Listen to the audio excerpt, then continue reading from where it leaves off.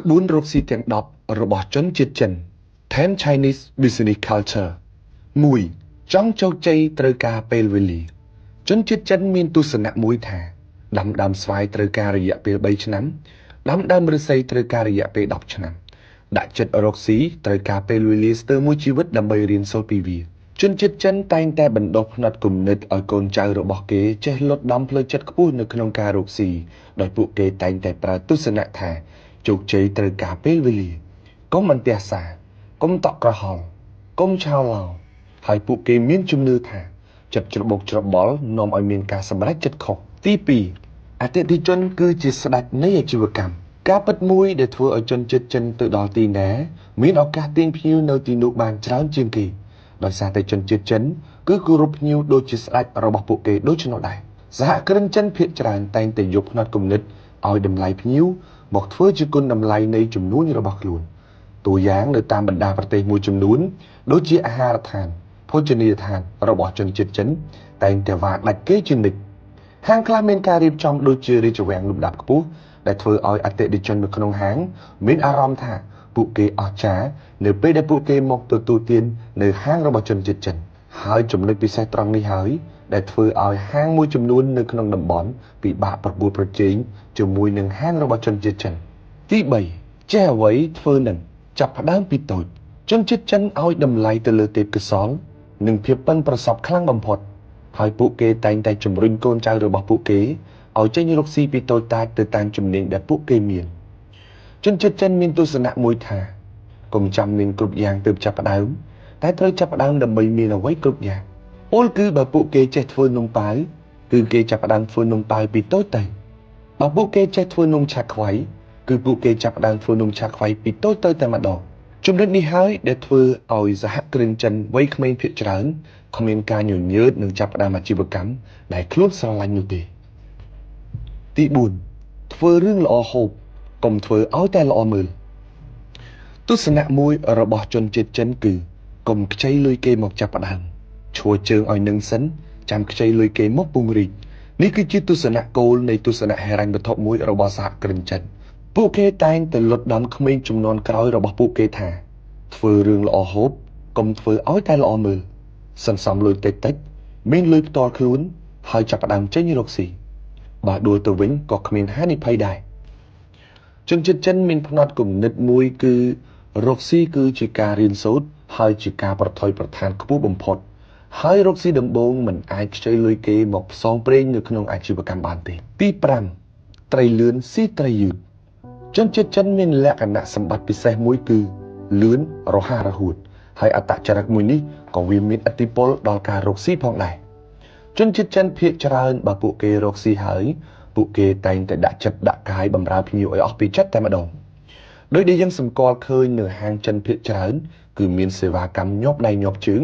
ហើយជនជាតិចិនភាគច្រើនគឺពូកែយកចិត្តភ្ញៀវខ្លាំងបំផុតនេះគឺជាលក្ខណៈសម្បត្តិពិសេសមួយរបស់សហគ្រិនចិនហើយពួកគេមានជំនឿថា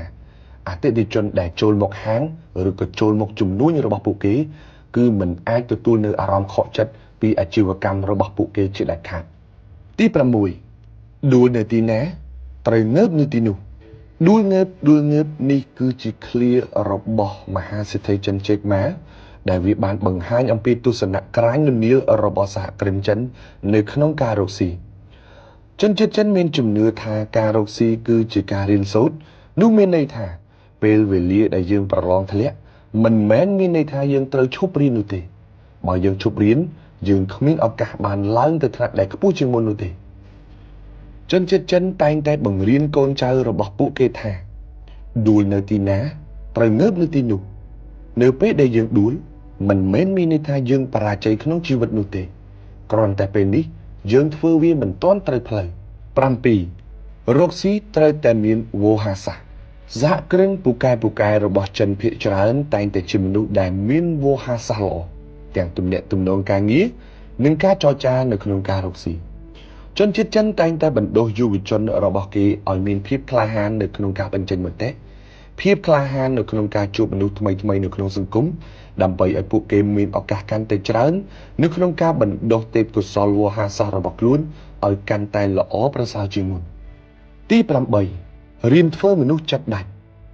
ជនជាតិចិនមានផ្នត់គំនិតមួយទៀតគឺចិត្តល្អគឺជាបុណ្យចិត្តតន់គឺជាគ្រោះជនជាតិចិនតែងតែមានផ្នត់គំនិតជាមនុស្សចិត្តដាច់នៅពេលដែលពួកគេចេញរកស៊ីដោយពួកគេគិតពីអាយុជីវិតអាជីវកម្មខ្លាំងជាងមនោសញ្ចេតនាពួកគេគិតថានៅពេលដែលគេចេញរកស៊ីបើមនុស្សនៅតែមានចិត្តតន់នោះអាជីវកម្មនឹងច្របូកច្របល់ដូចជាបងប្អូនជំពាក់ជុំទិសមិត្តភ័ក្តិខ្ចីលុយភ្ញៀវជំពាក់ជាដើមបើសិនជាយើងរវល់តែយកមនោសញ្ចេតនាយកមកដាក់នៅពីមុខនោះអាយុជីវិតអាជីវកម្មរបស់យើងនឹងរលាយជាក់ជាមិនខានទី9សប្បាយតាមកាលវប្បធម៌ល្អមួយរបស់ជនជាតិចិនគឺប្រឹងឲ្យអស់ដៃចាយឲ្យចំខ្ទង់ពោលគឺជនជាតិចិនបែងចែកចំនួននិងការចំណាយច្បាស់លាស់បំផុតពួកគេតែងតែបណ្ដុះវប្បធម៌រីករាយជាមួយអ្វីដែលពួកគេរកបានតួយ៉ាងដូចជាជនជាតិចិនតែងតែឲ្យអាំងប៉ាវទៅកាន់សាច់ញាតិរបស់ពួកគេនៅថ្ងៃចូលឆ្នាំចិនជាដើមដែលវប្បធម៌មួយនេះពួកគេមានជំនឿថា